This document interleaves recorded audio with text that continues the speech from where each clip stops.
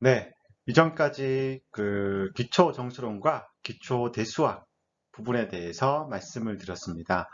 그것을 말씀을 드렸던 거는 공개키 암호 시스템은 그런 대수적 성질을 이용을 해서 연산을 정의를 하고 그 위에서 이제 암호화는 어떻게 할 거냐, 복화는 어떻게 할 거냐가 정해지기 때문에 그런데요. 이제 우리가 실제로 그러한 대수적인 구조를 가지고서 암호 시스템을 어떻게 구성을 할 수가 있는지에 대해서 얘기를 해보도록 하겠습니다. 첫 번째 우리가 살펴볼 공개키 암호 시스템은 바로 RSA 암호 시스템이 되겠습니다.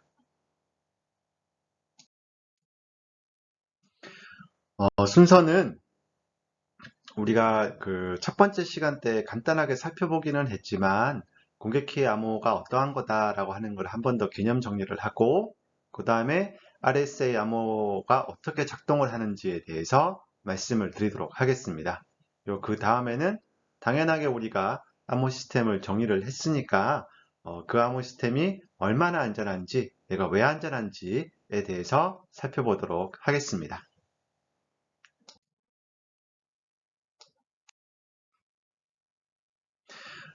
네, 우선 공개키 암호 시스템에 대해서 한 번 더 리뷰를 해보도록 하겠습니다. 공개키 암호 시스템은 Asymmetric Key Encryption이라고 부르기도 하고 Public Key Encryption이라고 부르기도 합니다. 그 대칭 키는 Symmetric Key Encryption이라고 불렀었잖아요. 그러니까 R라고 붙어 있게 되면 그하고 반대의 개념이 이제 되는 건데 왜 반대가 되느냐?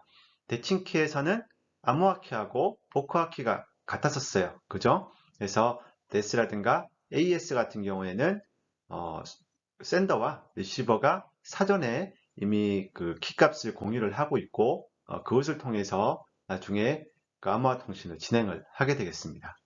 근데 공개키 암호 시스템에서는 암호화 키와 복호화 키가 다르게 됩니다. 지금 이 그림은 A라는 사람이 B라는 사람에게 이제 암호화 통신을 하는 사항을 얘기를 하는 건데 A가 B에게 보내고 싶은 평문이 있을 겁니다. 그럼 걔를 이제 암호화를 해야 되겠죠. 암호화를 했을 때 암호화 키가 사용이 될 겁니다. 그렇죠? 암호화 키를 이용해서 이제 암호화를 해서 그것이 이제 우리가 뭐 그냥 인터넷을 통해서 갈 수도 있고 뭐 다른 방식을 통해서 그러니까 누구나 들을 수 있는 그런 그 커뮤니케이션 통로를 통해서 채널을 통해서 이동을 하게 될 거예요. 그럼 B가 자기의 그 기계에 그 암호문을 수신을 하게 될 거고요. 그럼 B라는 사람은 자기 복호화 키가 있겠죠. 복호화 키 가지고서 그 암호문을 이제 복호화를 하게 되면은 평문을 복구를 하게 될 겁니다. 그래서 이 평문하고 이 평문하고 같아지게 돼서 이제 B가 평문을 볼 수가 있는 거죠. 공개키 암호 시스템에서는 핵심은 결국 이 암호화 키하고 복호화 키가 다르다라는 얘기가 되겠습니다. 대칭키 암호 시스템의 가장 큰 문제가 뭐였었죠? 대칭키 암호 시스템의 가장 큰 문제는 그 사전에 비밀키를 갖다가 양쪽이 공유를 했어야 됐어요. 그래서 A하고 B가 암호화 통신을 하기 전에 어떠한 방식으로든 둘이 따로 만나서 키를 공유를 할 필요가 있었는데 공개키 암호 시스템에서는 B라는 사람이 자기의 공개키죠. 사실 암호화 키가 공개키가 됩니다. 그래서 자기가 그냥 공개키를 공개를 할 거예요. 암호화 키를 공개를 할 겁니다. 그럼 아무나 그 암호화 키 가지고서 암호화를 할 수가 있어요. 복호화 키만 비밀키가 돼요. 그래서 B가 복호화 키는 누구에게도 알려주지 않고 B라는 키를 B가 자기의 키는 안전하게 보관을 할 겁니다. 그러면 암호화 키는 아무나 볼 수 있게끔 해놓으면은 누구든 그 키를 이용해서 암호화를 할 수가 있는 거고 나는 복호화 키만 갖고 있으니까 그 복호화를 할 수가 있는 거고 복호화 키를 모르는 다른 사람들은 그 암호문을 해독을 할 수가 없어요. 그래서 이런 식으로 설계가 되어 있는 게 공개키 암호 시스템이 되겠습니다. 요 밑에 암호화 방식은 방금 제가 요 그림을 통해서 말씀을 드렸던 거 다시 한번 글로 쓴 거고요. 그러면은 공개키 암호 시스템에서 일단 기본적으로 필요한 것은 어쨌든 B라는 사람이 암호화 키를 어쨌든 다 공개를 하고 있는 사항이기 때문에 이 암호화 키가 알려진 사항에서 복호화 키가 이 암호화 키로부터 유도가 되게 되면 문제가 되겠죠, 그렇죠? 그럼 누구나 다시 복호화 키로 유도를 해서 암호화 통신을 갖다가 그냥 사실상 무산을 시킬 수가 있는 사항일 테니까요. 해서 B의 공개 키로부터 B의 복호화 키인 개인 키를 알아내는 것이 당연하게 어려워야 될 겁니다. 이러한 공격기 암호 시스템의 이제 예를 보자면은 우리가 곧 살펴보게 될 RSA 암호라든가, 그리고 나중에 살펴보게 될 엘가말 암호 시스템, 그 다음에 뭐 여기서는 다루진 않겠지만은 타운옵슨 암호가 이제 공격기 암호 시스템을 사용을 하겠습니다. 네, RSA 암호 시스템의 작동 원리를 살펴보기 전에 RSA 암호의 전반적인 주변 사실에 대해서 한번 알려드리도록 하겠습니다. RSA 암호는 1978년에 론 라이베스트, 에디 샤미어, 레오나르드 에이들만이라는 세 명의 암호학자들이 발표를 했습니다. 이 암호학자들이 밑에 있는 요 분 이제 순서대로 쓴 거고요. 특히 뭐 에디 샤미어 같은 분은 이후에도 계속 활발하게 활동을 하셨었고, 뭐 지금도 가끔 이제 그 암호학회 같은 데 가게 되면 가끔씩 부딪히게 되는 분입니다. 굉장히 열정적으로 연구를 하시는 분이에요. 그리고 이 분들이 2002년에 그 RSA 암호라는 걸 발견을 하고 많은 상용 시스템에서 그걸 활용하게 되면서 그 연구적 가치를 인정을 받아서 튜링 어워드라는 상을 수상을 했습니다. 여기 있는 게 튜링 어워드라는 거고요. 튜링 어워드는 이 튜링이 아마 첫 번째 그 강의 때 아마 말씀을 드렸었을 것 같은데, 그 튜링이라는 그 암호학자, 수학자죠. 그 튜링이라는 사람의 이름을 따와서 상을 만든 겁니다. 컴퓨터 사이언스계에서는 그 뭐 노벨상 혹은 뭐 수학계 필즈 메달 이런 거가 비견이 되는 그러한 상이라고 하겠습니다. 바로 요 논문이 요 라이베스트, 샤미어, 에이들만이 발표를 했을 때 당시 썼던 논문이 되겠습니다. 이것이 이제 RSA 암호 시스템을 얘기를 하고 있는 논문이 되겠습니다. RSA 암호 시스템이 맨 처음에, 그러니까 가장 처음에 알려진 공격기 암호 시스템은 아니에요. 처음에 여러 가지 공격기 암호 시스템이 만들어졌었는데 그 중에서 이제 가장 유명한 암호 시스템이 되겠습니다. 그러니까 제일 처음에 알려진 공격기 암호 그런 그룹들 중에서 하나다라고 생각을 할 수가 있겠습니다. 사실은 맨 처음에 공격기 암호 시스템에 대한 그 개념적인 부분이 나왔던 거는 DP라든가 헬만, DP 헬만이라는 이 두 분 학자가 이제 공격기 암호를 맨 처음으로 제안을 합니다. 그러니까 이전에 계속 말씀을 드렸지만 대칭기 암호 시스템 같은 경우에는 키를 미리 분배를 해야 되는 문제가 있어서 공격기 암호 시스템을 통해서 그런 키 분배를 해결을 하고 싶었던 것이죠. 그래서 암호화 키를 공개를 하고 받는 쪽에서 복구화 키만 보관하면 되는 거 아니냐 라는 식으로 맨 처음에 이제 공격기 암호 개념을 처음으로 제시를 했고, 실제로 DPL만 키 어그리먼트라고 해가지고 DPL만이 제시한 공격기 암호적인 그러한 연산을 통해서 키를 분배하는 거에 대해서 맨 처음에 얘기를 했었습니다. 그리고 1977년에 머클과 헬만, 요 헬만하고 위에 있는 헬만하고 같습니다. 요 머클과 헬만에 의해서 넵색 공격기 암호 시스템이 제안이 됐었습니다. 이것이 사실은 처음으로 알려진 공격기 암호 시스템이라고 볼 수가 있을 것 같습니다. 넵색은 아마 인터넷에서 배낭 문제라고 치게 되면은 뭐 그거를 기반으로 해서 만들어진 암호 시스템이라고 쭉 소개를 볼 수가 있을 겁니다. 근데 뭐 넵색 공격기 암호 시스템을 지금 사용하지는 않습니다. 왜냐하면 1984년에 에디 샤미어가 이거를 쉽게 깨는 방법에 대해서 발표를 했었습니다. 하지만 뭐 넵색 문제 같은 경우에는 워낙 중요한 문제기는 해서 이후 연구자를 통해서 그걸 계속 보완할 수는 없을까라는 방식으로 계속 연구는 되고 있는 걸로 제가 알고 있습니다. 그리고 78년도에 RSA 암호가 발표가 되게 되겠습니다. 그래서 1970년대 중반쯤에 이제 공격기 암호 시스템에 대한 요구가 이제 빗받쳤던 것이죠. 왜냐하면 1970년대 이제 데스가 맨 처음에 이제 표준으로 자리 잡게 됐었는데, 데스를 쓰려다 보니까 키를 갖다가 미리 공유를 해야 되는 문제가 발생을 해서 얘를 해결하고자 하는 게 이제 그 영국에서 굉장히 활발하게 연구가 됐었고, 그 연구 결과가 1970년대 중반부터 나오기 시작했다라고 볼 수가 있겠습니다. 그런데 78년대 RSA 암호가 발표가 되긴 했는데 사실은 73년도에 영국에서 먼저 그 고안이 되었다고 합니다. 영국 전자통신안전국 소속 수학자 앨리스가 처음으로 독립적으로 RSA하고 거의 유사한 방식으로 공격기 암호 시스템을 만들었다고 했는데, 이것이 이제 비밀에 붙여져 있게 됐었습니다. 아시겠지만 보통 암호 시스템, 암호학자라고 하면 이제 국가기관하고 긴밀하게 같이 연계를 해서 연구를 하다 보니까 국가기관에서 사실은 많이 공개하는 걸 막는 경우가 많습니다. 그래서 예전에 튜링 같은 경우에도 그때 독일군 암호 시스템 이니그마를 깼다는 사실을 계속 숨겼다고 했었었죠. 그렇죠? 그리고 2차 세전이 끝마치고 나서도 한참 있다가 이제 그렇게 우리가 사실은 깼었었다 라고 얘기를 했었다고 했었습니다.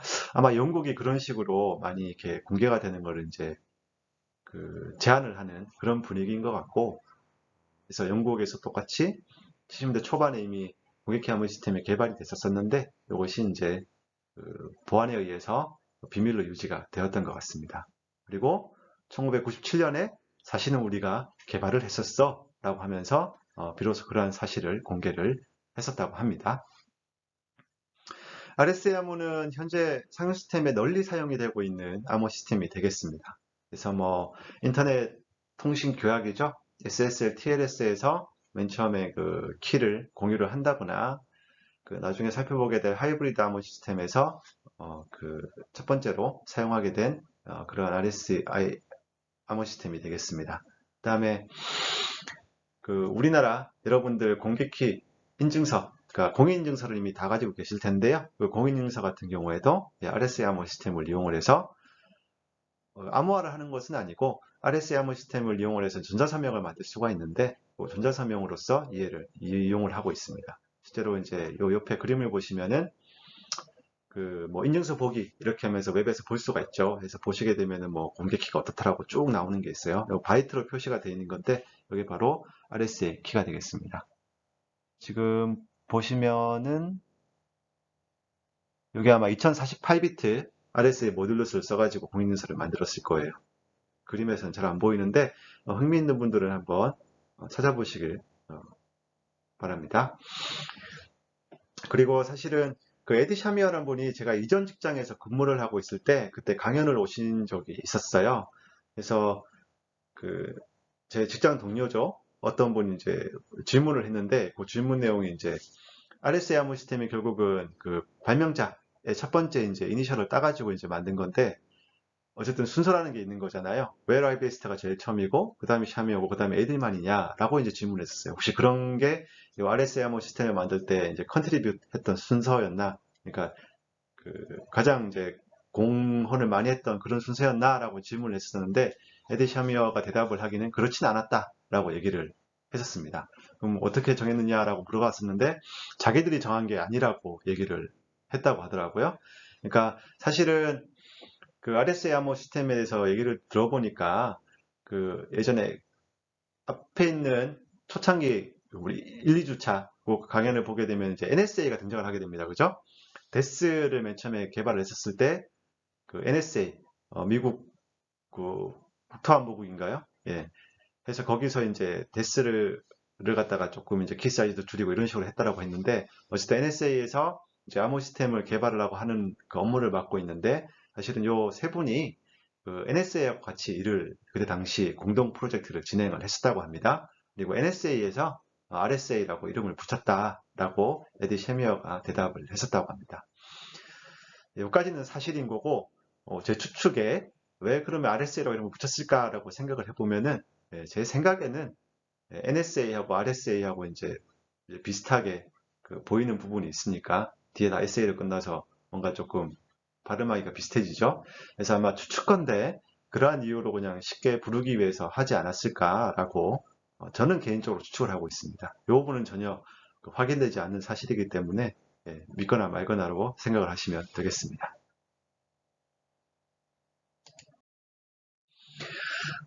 네, 그러면 이제 본격적으로 RSA 암호 시스템이 어떤 식으로 움직이게 되는지를 살펴보도록 하겠습니다. 그리고 그 측정 과정으로서 수학적 배경 부분을 갖다가 조금 더 정리를 해보도록 할게요. 네, GN을 다시 한번 생각을 해보겠습니다. GN이라고 하면은 임의의 정수를 어떤 정수를 여기 n이 있죠? 여기 있는 정수가 될 텐데 이 정수 n으로 나눈 나머지들의 집합이 되겠습니다. 그래서 GN이라고 하는 것은 나머지들의 집합이니까 0부터 n-1로 표시가 되겠죠. 그리고 이 집합 위에서는 모듈로 n 연산으로 덧셈과 곱셈이 정의가 되겠습니다. 요 아래에 있는 것이 이제 n이 6일 때 연산이 어떻게 되는지를 이제 써놓은 거고요. 더하기에 대한 거랑 곱하기에 대한 거랑을 제가 다 계산을 해서 붙여놨었습니다. 예를 들어서 요거 같은 경우에는 4고 4를 더했을 때 모듈로 6으로 어떻게 되겠느냐라고 보게 되면 4 더하기 4는 8이고 8을 6으로 나눈 나머지는 2가 되겠죠. 그렇죠?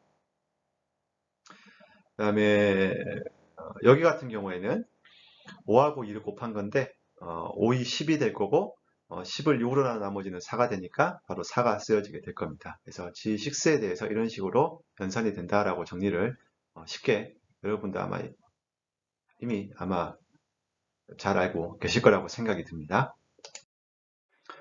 그럼 GN스타에 대해서 보도록 하겠습니다. GN스타는 GN의 부분 집합으로서 GN의 원소 중에서 곱셈, 그러니까 모듈로 n 곱하기가 있을 텐데 곱셈에 대한 여건이 존재하는 숫자들의 집합으로 정의를 했었습니다. 그렇죠? 그리고 어떤 정수 A가 GN에서 곱셈에 대한 여건이 존재하기 위해서는 이 숫자 A하고 이 GN의 밑에 있는 N하고 GCD가 1인 경우 하고 필요 충분 조건이 된다라고 하는 것도 이미 우리가 잘 알고 있는 사실입니다. 그럼 GN스타를 다시 한번 조금 수학적으로 엄밀하게 써보게 되면은 GN에 있는 원소 A가 되는데 N하고 서로 소인 숫자들이다 라고 쓸 수가 있겠죠. 그러면 요거는 우리가 이전에 기초대수학에서 봤던 것처럼 모듈로 n 곱셈에 대해서 이제 그룹을 형성을 하게 되었습니다. 그렇죠? 그리고 곱셈에 대한 요거는 이전 기초정수론에서 말씀을 드렸던 확장 유클리드 알고리즘을 통해서 계산을 할 수가 있습니다.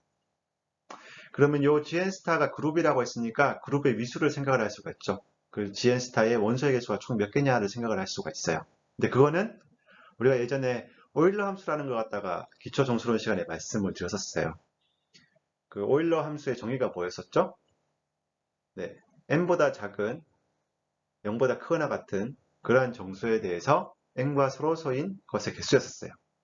정확하게 GN스타의 원소의 개수하고 똑같은 의미가 되는 거죠. 그렇죠? 그래서 GN스타의 위수, 이 그룹의 위수는 바로 오일러 함수를 n에 대해서 계산을 한 거다라고 얘기를 할 수가 있겠습니다.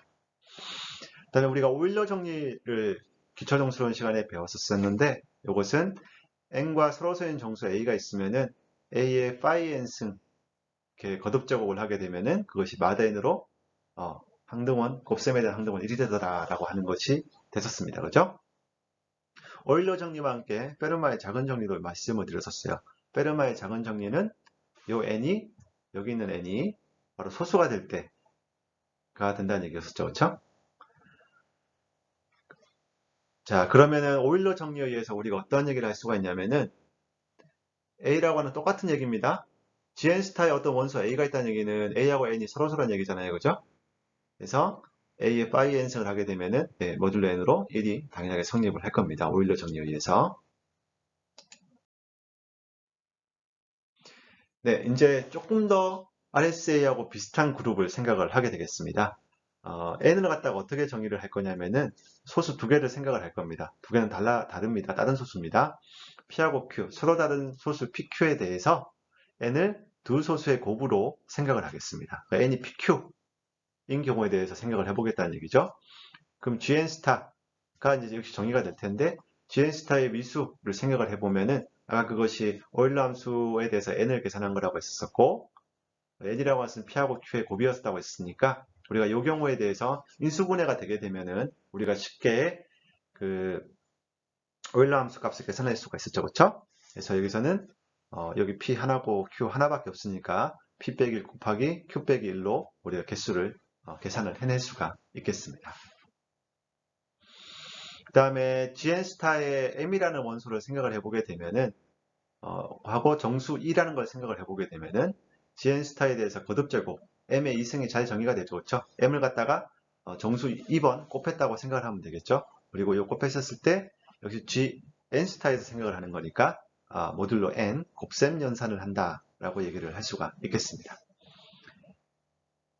자, 그러면은 우리가 지금 여기서 요 정수라고 하는 것이 그 무한정 클 필요가 있느냐를 생각을 해보게 될 텐데 사실은 무한정 클 필요가 없다는 얘기를 하고 싶은 건데요.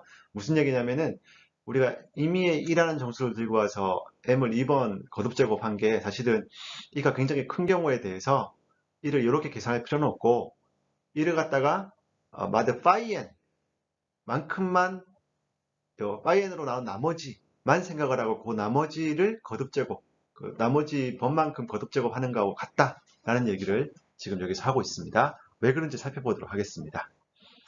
네, 이를 파이 n으로 나누었을 때 나머지 정리를 생각을 해보면 이렇게 쓸 수가 있겠죠, 그렇죠? 이는 파이 n으로 나눈 나머지가 그 몫이 s가 될 거고 나머지를 r로 생각을 하겠습니다. 그러면 r이라고 하는 것은 이를 모듈로 파이 n 한 거하고 같게 되겠죠, 그렇죠?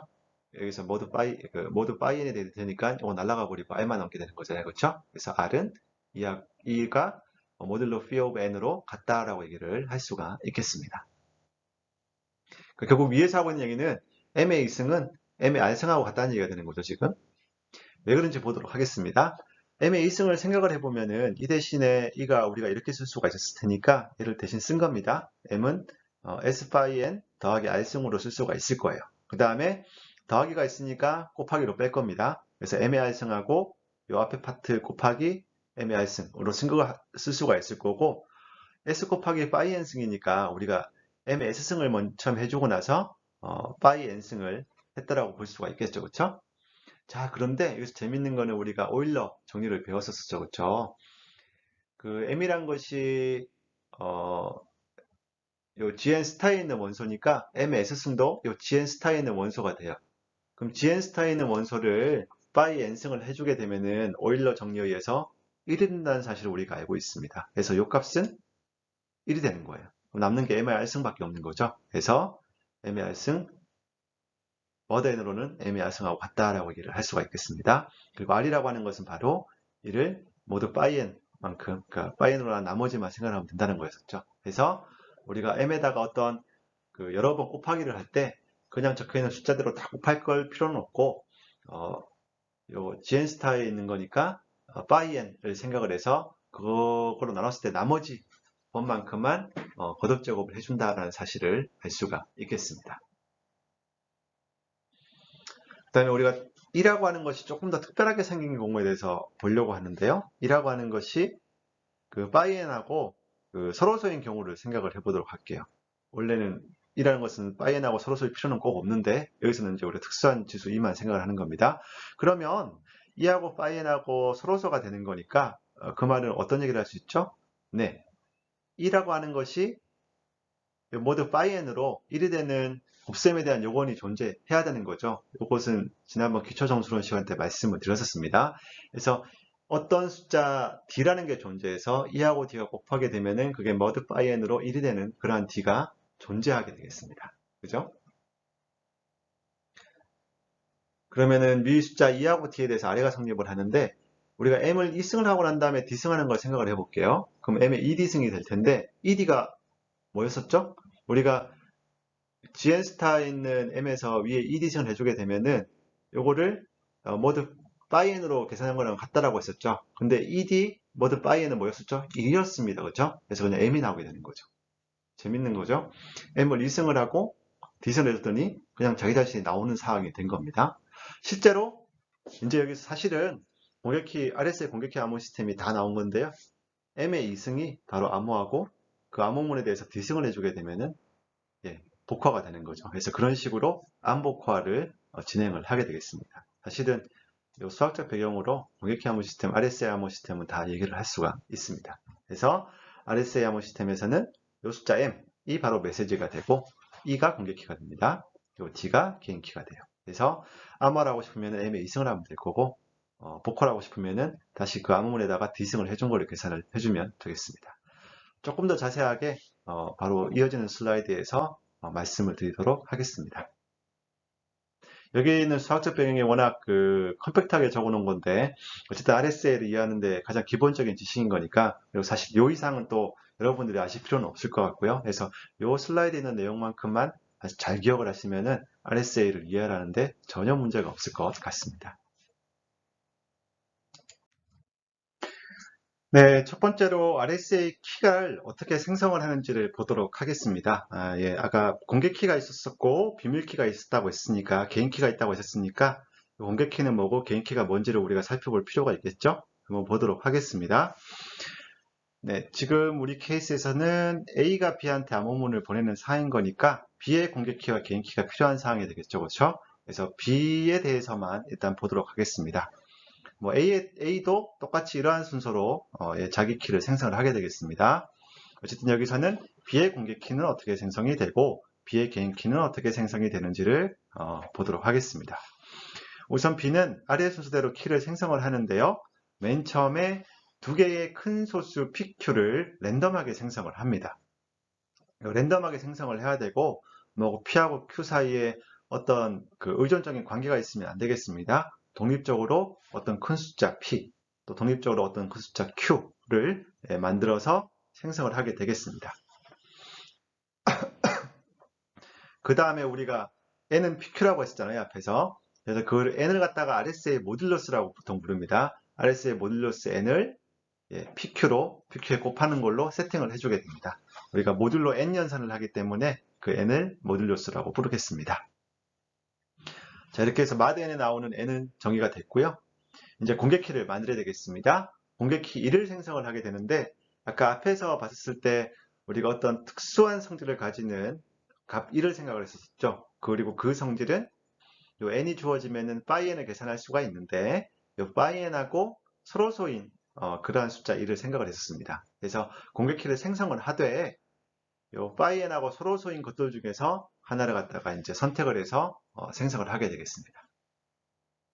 그럼 개인키 D는 어떻게 생성을 하냐면은 앞에 우리가 수학적 배경에서 살펴봤던 것처럼 마드 phi n에 대해서 그 E의 곱셈에 대한 요건 D를 생성을 해주게 됩니다. 이 D는 당연하게 확장 유클리드 알고리즘으로 빠르게 계산을 할 수가 있어요. 그래서 E하고 D하고 곱했을 때 mod phi n으로 1이 되는 그러한 숫자 D를 계산할 수가 있습니다. 그러면 이제 공개키가 뭐가 되느냐? 공개키는 바로 RSA 모듈러스, 요 B RSA 모듈러스 n하고 B의 공개키 E가 될 거고요. 비밀키는 뭐냐라고 하면은 요 n의 소인수 분해값 PQ가 하고 될 거고, 그다음에 개인키 D 요 세 가지 값이 바로 비밀 정보로 비밀키로 보관이 되겠습니다. 네, 다음은 암호화 과정입니다. 암호화 과정은 어떻게 되는지 보도록 할게요. 네, A가 다음에 아래에 있는 순서대로 이제 암호화를 해서 B에게 전송을 하게 되는 거고요. 우선 첫 번째, A가 보낼 메시지는 0보다 크거나 같고 N보다 작게 되는 어떤 숫자가 되겠습니다. 즉, 우리가 어떠한 메시지가 이때가 되면 적절하게 인코딩을 해서 이 사이에 있는 숫자로 바꿔주게 되는 거죠. N이 매우 크기 때문에 뭐 쉽게 바꿀 수가 있습니다. 우리가 어쨌든 컴퓨터에서는 M이라고 하는 것이 비트열로 표시가 되어 있기 때문에 그 비트열 자체가 이미 숫자가 되어 있는 거라서 이렇게 쉽게 넣을 수가 있어요. 그러면 이제 공개키 가지고서 암호화를 해야겠죠. 공개키가 암호화 키라고 했으니까요. 암호화 방법은 매우 간단합니다. 우리가 자기 A가 보내고 싶은 메시지 M이 있을 텐데 그 M에다가 요 B의 공개키 E만큼 거듭 제곱을 해주면 되겠습니다. 그래서 M의 2승을 해주고 그걸 모두 N 연산해 주면 되겠죠. 그것이 바로 암호문 C가 되겠습니다. 그리고 이 암호문 C를 B에게 전송을 하면은 A 입장에서는 이제 암호문을 전송을 한 사항이 되겠습니다. 네, 그러면은 복화가 이제 어떻게 될 거냐? B도 암호문을 받은 상황에서 이제 복화를 다음과 같이 수행을 합니다. 암복화는 굉장히 심플하게 움직이게 됩니다. A로부터 받은 암호문이 C라는 게 있겠죠. 그리고 C라고 하는 것은 M의 2승 모듈러 N으로 아마 계산이 되어 있을 겁니다. 그럼 B가 자기 개인 키 D에 대해서 이 암호문에다가 D승을 해주는 거예요. 그러면은 다시 써보게 되면은 C라는 것이 M의 2승이고 거기다 D승을 해주게 되는 거죠. 그러면 걔를 다시 쓰게 되면은 M의 2D승이 될 거예요. 그죠? 근데 아까 GN 스타 같은 경우에는 2D승이 돼 있으면은 그냥 2D승 곱해준 게 할 필요가 없이 E 곱하기 D에 마드 파이엔하고 값이 같게 됩니다. 그죠? 파이엔의 배수가 되는 거는 그냥 다 1로 떨어지게 되는 거니까요. 이렇게 계산이 값이 같게 되는 거고. 근데 E하고 D는 아까 어떻게 그 키가 생성이 됐었죠? 마드 파이엔으로 ED를 곱하게 되면 1이 나오도록 생성이 됐었습니다. 그렇죠? 그러니까 여기는 값이 그냥 1이 돼버리는 거예요. 그러니까 m하고 같아지게 되겠죠. 그렇죠? 그래서 이런 식으로 원래 평문을 복화를 할 수가 있습니다. 네, 그럼 RS의 복화가 결국 암호문에다가 개인키 D 승만큼 해주게 되는 건데 이 알고리즘이 작동하는 이유에 대해서 조금 더 세심하게 보도록 하겠습니다. 왜냐하면은 아까 우리가 사실은 수학적 배경에서는 GN 스타에 대해서만 얘기를 했었었는데 앞에 슬라이드에서는 M이 GN 스타가 아니었었어요. 그냥 GN이었죠. 그렇죠? 왜냐하면 M이 0도 가질 수가 있었기 때문에 0과 0보다 큰 애 갖고 N-1보다 작은 숫자라고 M을 얘기를 했었잖아요. 그러면은 N하고 서로서가 아닌 숫자도 들어가 있을 거예요. 그래서 그러한 케이스에서도 복화가 잘 된다는 사실을 얘기를 해야 됩니다. 일단 첫 번째, M이 GN 스타인 경우는 우리가 앞에서 수학적 백그라운드에서 이미 봤던 것처럼 요게 잘 M의 1이선 해주게 되면은 그냥 그 M으로 잘 복화가 되는 게 앞에서 아마 말씀을 드렸었습니다. 근데 문제가 되는 경우는 M이 GN의 원소긴 한데 GN 스타의 원소는 아닌 경우가 되겠죠. 즉, 요 메시지 M하고 요 LSE 모듈러스 N하고 서로소가 아닌 경우가 되겠습니다. 근데 서로소가 아닌 경우는 뭐밖에 없죠? N이라고 하는 것은 두 소수 P하고 Q의 곱이었어요. 그럼 두 가지 경우가 존재하게 됩니다. M이라고 하는 것이 바로 0인 경우. 무슨 말이냐면은 M이 바로 그냥 P하고 Q를 다 그 약수로 갖고 있는 경우가 되는 거죠. 그렇죠? N의 배수가 되는 경우가 되겠습니다. 근데 우리가 마드 N으로 생각을 하는 거니까 그냥 0인 경우가 바뀌어지게 되는 거죠. M이 0인 경우를 생각을 해보게 되면은 C라고 하는 것은 우리가 0을 들고 왔을 때 암호하는 방식은 공격해 가지고서 지우승을 해주는 거였어요. 그럼 0의 2승이니까 어차피 0이 될 겁니다. 그렇죠? 예. 복화 과정도 다시 0에다가 대승을 해주는 거니까 0이 나올 거예요. 그러니까 그 평문 메시지 0에 대해서 암호문도 0이 나와서 이미 뭐 자명해지게 상황이 되겠지만 어쨌든 복화를 하게 되면은 0으로 값이 나오게 되겠습니다. 사실 암호문도 0이죠. 그죠? 암호문이 0이면은 그냥 평문이 0이다라고 얘기를 할 수가 있습니다. 두 번째 경우 m이 0은 아니에요. 그러니까 n의 배수는 아닌데 n은 p하고 q하고 약수를 가지고 있으니까 m이 p 또는 q하고 공약수를 가지게 되는 경우가 되는 거죠. 그러니까 m이 p의 배수이긴 한데 m이 q의 배수가 아닌 경우가 되겠습니다. 그러니까 다시 써보게 되면은 m이라고 하는 것이 소수 p의 배수는 되고요. 어떤 수 k에 대해서 m은 kp가 될 거고 근데 m이라는 것이 q를 약수로 갖고 있지 않은 경우가 되겠습니다. 그러니까 p, q 중에서 p만 약수로 가지게 되는 m이 존재하겠죠.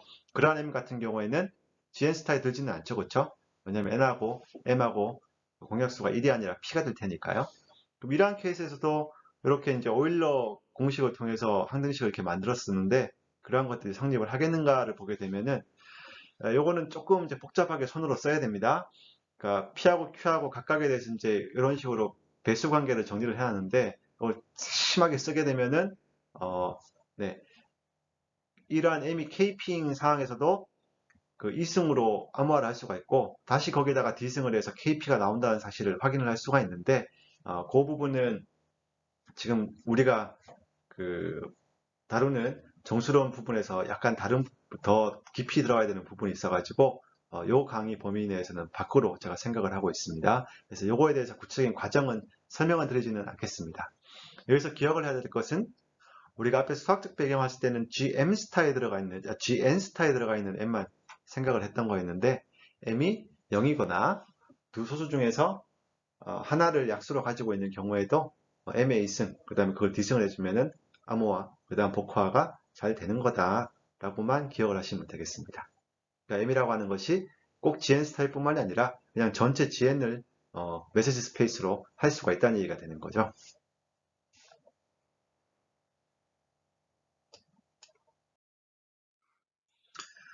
네, RSA 암호를 우리 간단한 그 작은 숫자에 대해서 토익 젬플을 한번 생각을 해보도록 하겠습니다. 네, 토익 젬플은 우리가 첫 번째 소수는 5로 잡고 두 번째 소수는 11로 잡겠습니다. 그리고 그러면 n이 RSA 모듈러스는 55가 되겠죠. 그쵸? 그 다음에 그 n에 대한 오일러 함수 값은 4 곱하기 10이 돼서 40이 되겠습니다. 그럼 우리가 공개키는 이제 요 40하고 서로소인 숫자를 선택을 해야 된다고 했었죠. 그쵸? 그래서 우리가 여기서는 3을 선택을 했어요. 그래서 3하고 40하고 주시는 1이 될 겁니다. 그 다음에 D라고 하는 것은 2에 의존해서 생성이 되는 거죠. 그러니까 2하고 D하고 곱했을 때 마드 40으로 1이 되는 거 숫자를 생각을 해야 돼요. 그러면은 이거는 유클리드 알고리즘 가지고서 계산을 할 수가 있는데 뭐 간단하게 D가 27이 되면은 마드 40으로 1이 된다는 사실 알 수 있죠. 왜냐하면 3 곱하기 27은 81이니까요. 81은 40으로 나왔을 때 나머지가 1이니까 이런 식으로 개인키를 만들 수가 있습니다. 그래서 공개키는 RSA 모듈러스 n하고 그 공개 암호화 키 2가 되겠습니다. 그래서 55랑 3이 바로 공개키가 되겠고, 비밀키는 이 RSA 모듈러스를 구성하는 두 소수 PQ랑 그 다음에 아까 2에 대응하는 개인키 D 요 세 가지 숫자, 그래서 5, 11, 27이 바로 B의 개인키가 되겠습니다.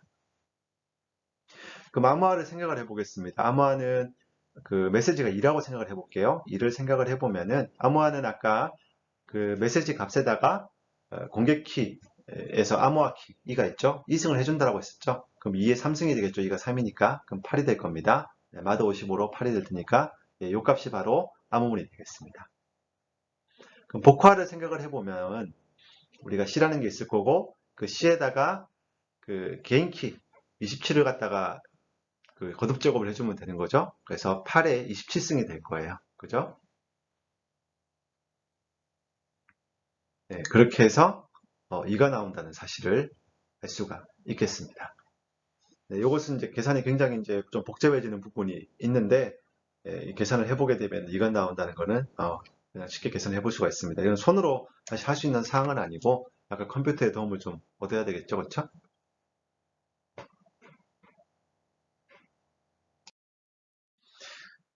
네, 지금까지 RSA 암호 시스템을 어떤 식으로 작동하면 되는지를 저희가 봤었었고요. 그러면 이제 그렇게 정의한, 그렇게 설계한 그 암호 시스템이 어떤 식으로 안전성을 확보를 하는지에 대해서 조금 생각을 해볼 필요가 있고, 지금부터 그 얘기를 말씀을 드리겠습니다. 일단 RSA 암호에 특화된 그 안전성을 얘기하기 이전에 일단 공개키 전반에 대해서 공개키 암호 시스템이라면은 고려를 해야 될 그러한 안전성에 대해서 먼저 살펴보도록 하겠습니다. 이 공급자 모델 같은 경우에는 아마 그 우리 2주차 내지 3주차에서 아마 말씀을 들었었던 것 같습니다. 그래서 공격 모델이 총 4가지가 있었어요. 암호문 단독 공격, COA 해가지고, 요거는 암호문 C만 가지고서 이제 M을 갖다가 이제 얻어낼 수가 있느냐라는 거죠. 아무 정보 없이 공격자가. 그 다음에 기지평문 공격, 논플레인 텍스트 어택에서 KPA 같은 경우에는 공격자가 일단 몇 개의 평문하고 그거에 대응되는 암호문 싹을 몇 개를 알고 나서 이제 이 암호 시스템을 갖다가 내가 공격을 하고 싶다라는 거였었죠, 그렇죠? 그래서 몇 개의 사전적인 지식을 네, 그 공격자가 알고 있는 사항이었습니다. 선택 평문 공격, 초전 플레인 텍스트 어택 같은 경우에는 아까 기지 평문 공격 같은 경우에는 그냥 누군가 요 평문이고 요거는 그에 대응하는 암호문이야라고 해서 던져준 거였는데 요거는 공격자가 자기가 임의로 그 내가 그 잘 그 설계된 그러한 그 평문에 대응하는 암호문을 갖다가 얻어낼 수가 있는 거죠. 그러니까 공격자가 선택한 평문에 대해서 암호문상을 알고 있는 사항이 되는 겁니다. 그래서 그런 걸 선택 평문 공격이라고 부르겠습니다. 그 다음에 선택 암호문 공격은 초전 사이프 텍스트 어택 해가지고 그 선택 평문 공격에서 선택했던 평문하고 암호문 쌍 외에 그 공격자가 어떤 암호문을 미리 선택을 할 수가 있고 그 암호문을 갖다가 그 복호화 기기에 넣어가지고 그 평문을 갖다가 얻어낼 수가 있었죠. 대응되는 평문. 그래서 선택 평문은 M을 선택하고 C를 얻게 되는 거였고 선택 암호문 공격은 내가 C를 선택을 하고 그에 대응되는 M을 얻게 되는 경우가 되겠습니다. 그래서 공격자 능력 강도는 뭐 COA, KPA, CPA, CCA 이런 순으로 가게 된다는 거는 여러분들 뭐 쉽게 알게 될 것 같습니다. 공격자가 얼마나 많은 정보를 가지고 하게 되느냐에 대한 얘기니까요. 네. 근데 공격키 암호 시스템 같은 경우에는 여러분들 공격키 암호 시스템의 원리, 그 프린시플을 조금 보시면 알겠지만은 누구나 암호화를 할 수 있는 키를 가지고 있는 상황인 거죠. 그렇죠? 어떤 사람에 대응되는 그래서 제가 공개 키를 공개를 했다고 하면은 여러분들이 저의 공격키 가지고서 뭔가 암호문을 생성을 해볼 수가 있어요.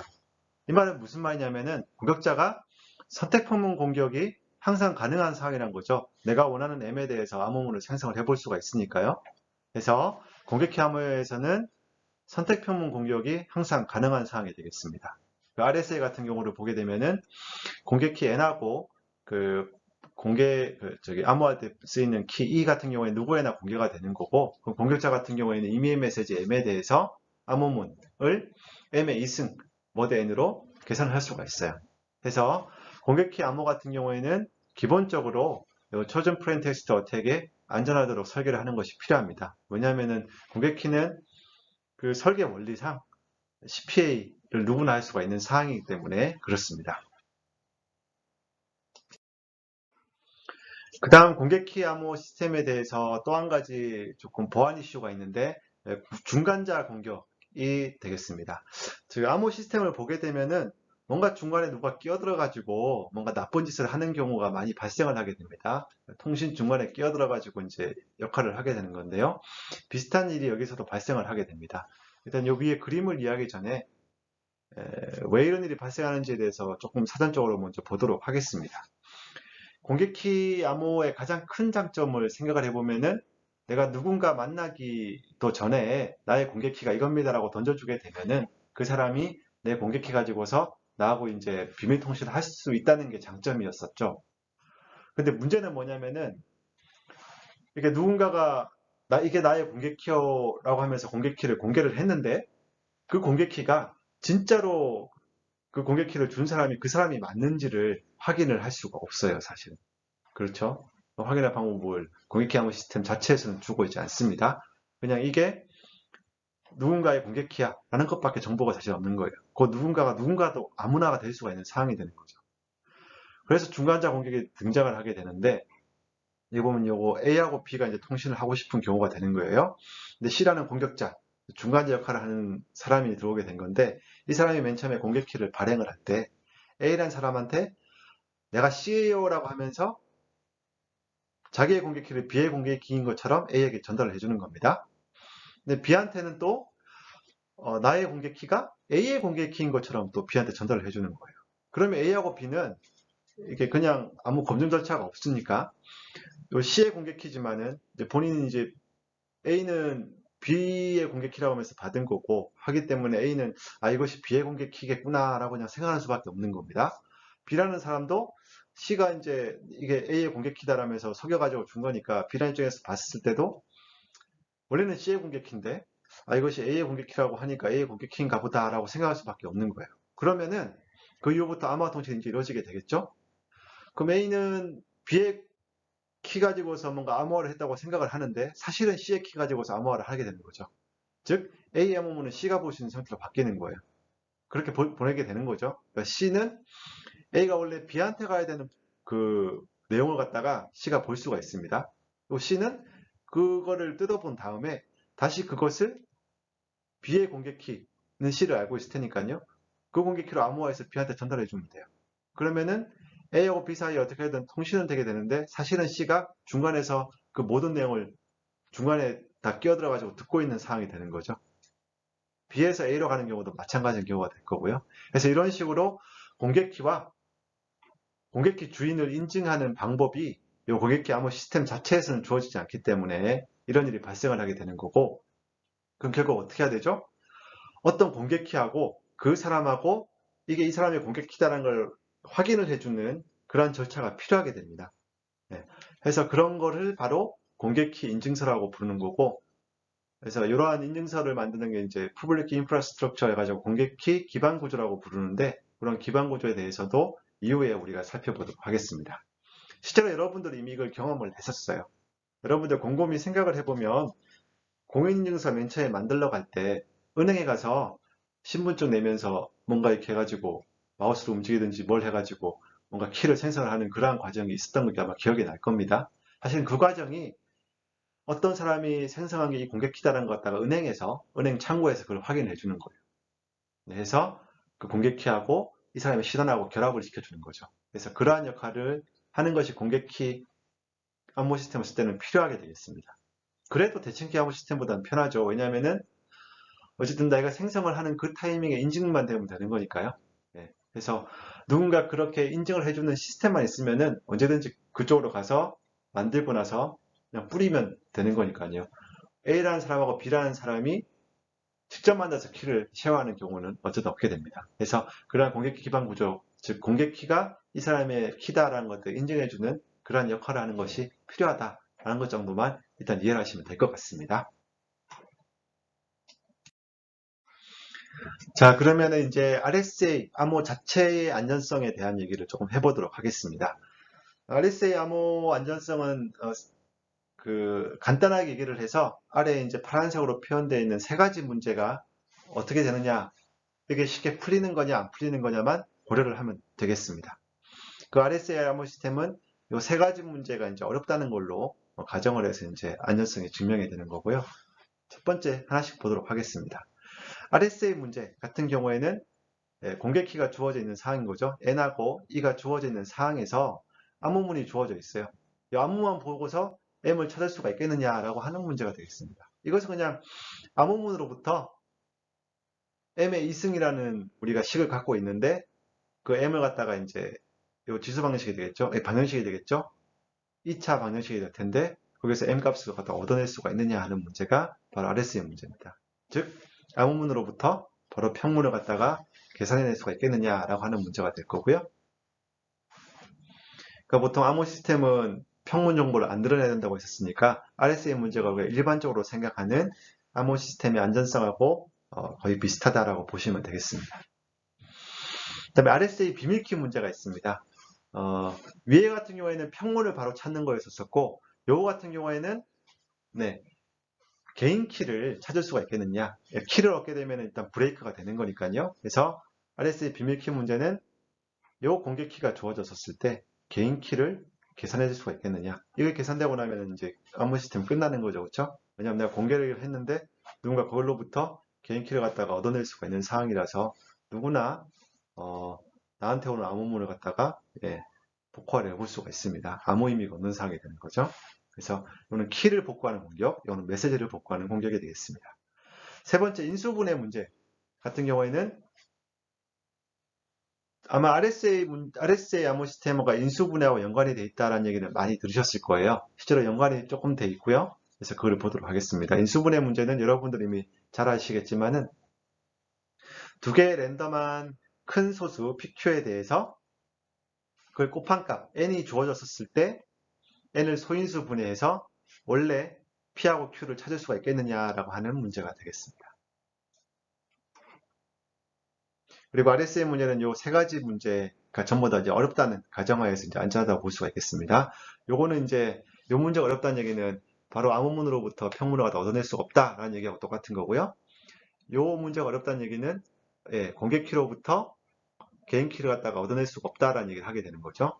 인수분해 문제는 요 바로 다음 슬라이드에서 인수분해 문제가 풀리게 되면 이제 이러한 문제들이 이제 안전성에 위협이 된다기 때문에 인수분해 문제로 맨 끝에 귀결을 하게 되는 거고요. 이거는 바로 다음 슬라이드에서 말씀을 드리도록 하겠습니다. 네, 결국 RSA 시스템 안전성을 고려를 할 때 세 가지 문제를 갖다가 생각을 해야 된다고 했는데 이 세 가지 문제 사이에 어떤 관계가 있을 수가 있습니다. 그죠? 그래서 독립적인 건지 아니면 어떤 문제가 풀리면 이 문제가 풀리는 건지에 대해서 조금 고민해 볼 필요가 있습니다. 그래서 그거를 생각을 해보고자 합니다.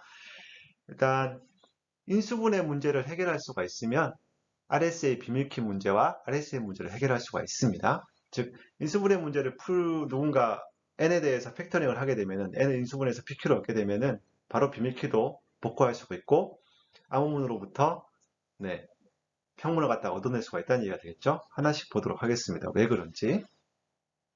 일단 빠른 인수분해 알고리즘이 있어가지고 PQ를 계산을 했다고 하겠습니다. 그럼 PQ를 알게 되면은 우리가 요 파이엔을 계산할 수가 있죠. P- 빼기 Q-D니까요. 계산할 수가 있어요.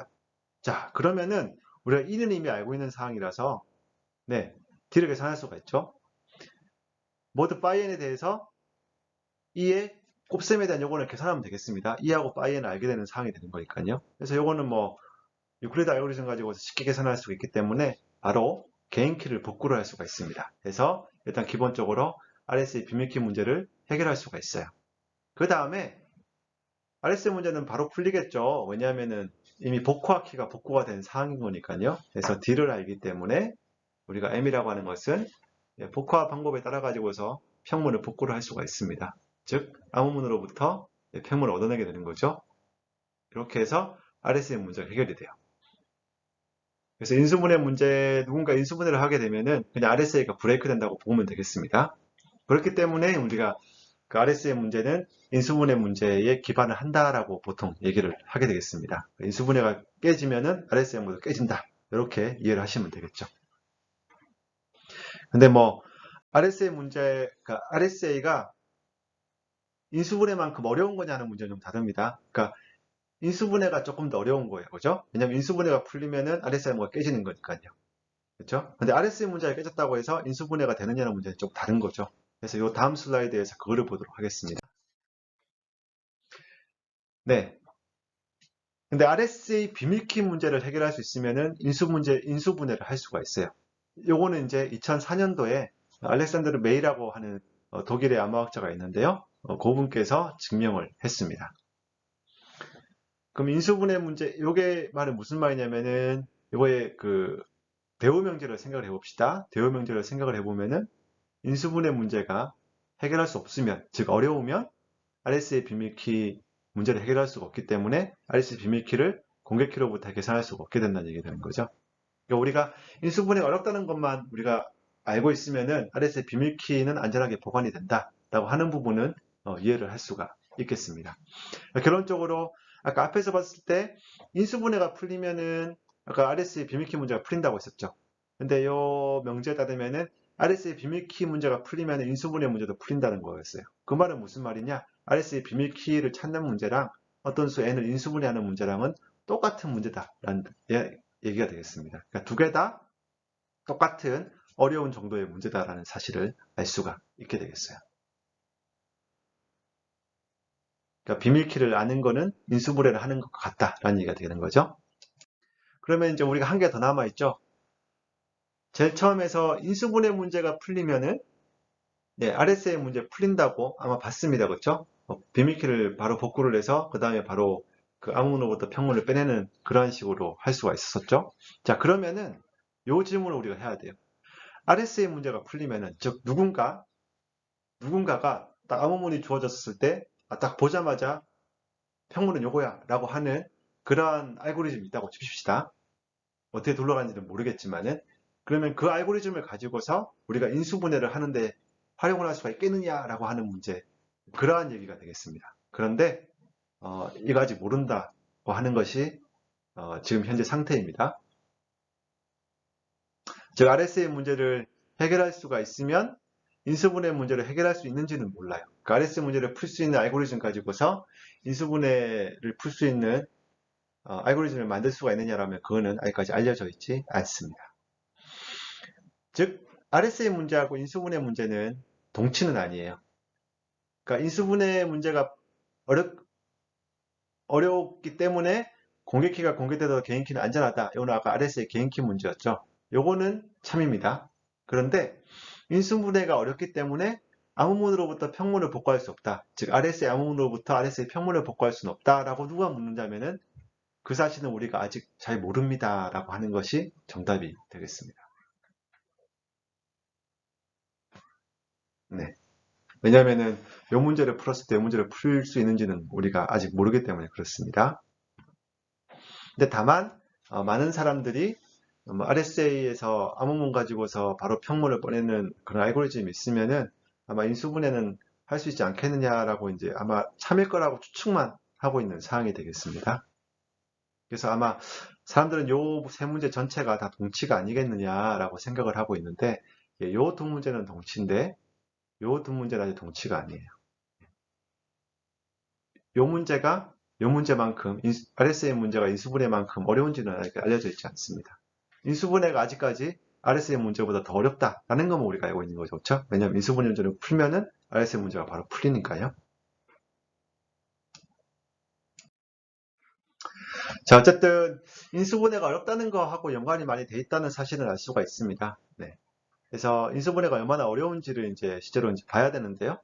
그래서 그게 RSA 팩토링 챌린지라고 하는 그런 경진대회가 사실 있었습니다. 네. 그래서 RSA 스큐리티 회사라고 부르는 그 RSA하고 여러 가지 보안 솔루션을 파는 그런 회사가 있는데 그 회사에서 91년부터 2007년까지 이러한 경진대회를 열었었어요. 이 경진대회에서는 이 RSA사에서 이제 그 RSA 모듈러스죠. N을 제시를 하고 이것을 소인수분해 해봐라라고 하는 식으로 굉장히 문제가 심플하죠. 소인수분해 해보세요라고 하는 문제였었고 그 풀면 이제 상금을 지급을 했던 거였었고요. 그래서 이런 걸 보고 있으면 이제 현실적으로 사람들이 이제 상금이 있으니까 여러 가지 하드웨어든 알고리즘을 이용해서 막 팩터링을 하려고 할 거예요. 그러면 이제 팩터링이 됐다라고 하게 되면은 이제 요 N은 요 정도 사이즈의 N은 안전하지가 않구나. 훨씬 더 큰 N을 사용을 해야 되겠구나라고 하면서 감을 잡을 수가 있는 거죠. 그래서 이런 챌린지를 운영했던 거는 이제 우리가 N을 갖다가 얼마나 더 키워야 될까라는 것 갖다가 가늠을 해보기 위해서 운영을 했다라고 볼 수가 있겠습니다. 그래서 이게 이제 실제로 그 진행됐던 그 RSA 문제가 되겠고요. 여기 576640 돼 있는데 이게 무슨 말이냐면은 그 RSA 모듈러스 N이 몇 비트냐의 얘기입니다. 그 576비트 N에 대해서는 네, 2003년도에 팩터링을 할 수가 있었다라고 얘기를 할 수 있고요. 네, 현재까지 알려져 있는 거는 768비트 N에 대해서 인수분해가 현실적으로 할 수가 있었다라고 하는 것이 알려져 있습니다. 네, 그 이후부터는 예, 그 일단 RSA 사에서 그 운영을 하고 있지 않아서 아직까지 사람들이 그 인수분해를 아직 못한 것 같고요.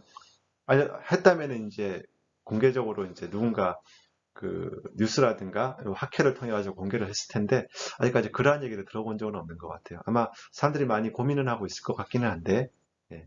약간 요거에 대해서 알려진 결과는 없습니다. 근데 알 수가 없는 겁니다. 요거를 이제 경진대회를 참여를 했다는 얘기는 그 나의 기술을 갖다가 자랑하고 싶어서 참여하고 싶은 건데 실제로 공격하려고 한다고 하면은 대참여하면 안 되겠죠. 왜냐하면은 제가 깨버리게 되면은 아무도 안 쓸 거기 때문에. 그러니까 공격자 입장에서는 내가 깼다는 사실도 사람들한테 모르고 하고 싶으니까 이런 데 참여하지도 않을 거예요. 그죠? 그래서 이미 뭐 896비트나 1024비트, 2048비트, 현재 지금 사실 요걸 쓰고 있는데요. 이게 깨졌을 수도 있습니다. 네, 근데 확실하지는 않고요. 아직까지는 이제 안전하다고 믿어지고는 있습니다. 이제 RSA 파라미터가 여러 가지가 있었는데 뭐 N하고 P하고 Q가 있었죠 결국. 그래서 그 선택에 대해서 한번 얘기를 해보도록 하겠습니다. 네, 거의 마무리 단계고요. 미국 국립표준연구소 니스트 많이 나왔습니다, 그죠? 니스트에서 AS 표준화를 만들었다고 했었죠. 요 전신에서 뭐 데스를 만들었었고요. 그래서 거기서 가이드라인을 보게 되면은 요 옆에 있는 요 문서를 통해서 가이드라인을 항상 제시합니다. 여기서 리스트에서 주로 하는 일이 아마 알고리즘이나 보안 솔루션 같은 경우에 어떤 식으로 설계를 해야 되고 어떤 식의 키 사이즈를 설정을 해야 된다라는 얘기를 많이 하게 되는데 그걸 주기적으로 이제 표준 문서로 공개를 하게 되어 있습니다. 그래서 요 문서에서 하고 있는 얘기가 그 RSA 모듈러스 N이 1024비트는 이제 신규 용도로 사용하지 말아라고 했습니다. 그러니까 이전에 1024비트 모듈러스 N을 사용하는 시스템은 있겠죠. 그 시스템에 대해서는 이제 호환성을 위해서 무리하게 바꿀 수는 없어요. 하지만 뭔가 새로운 서비스를 위해서 보안 프로토콜을 만들고 거기서 RSA 시스템을 쓴다고 하면은 그 RSA 암호에서 쓰는 모듈러스 N은 1024비트가 돼야 된다는 얘기가 되는 거예요. 1024비트 쓰면 안 된다는 얘기가 되는 거예요.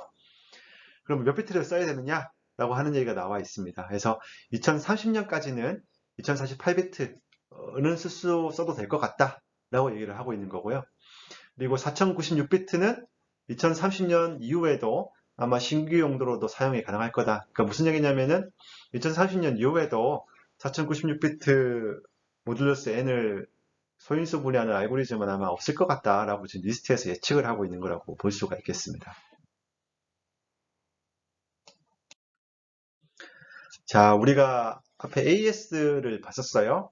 그러면 대칭키 암호 알고리즘이 있는 거고 공개키 암호 알고리즘이 있는 건데 둘 사이에 어쨌든 이것도 안전하고 이것도 안전하면은 뭔가 수치적으로 얘를 비교할 수 있는 부분이 없을까에 대한 걸 사람들이 자연스럽게 그 생각을 할 수가 있겠죠. 그래서 이 표가 그 얘기를 조금 얘기를 하고 있습니다.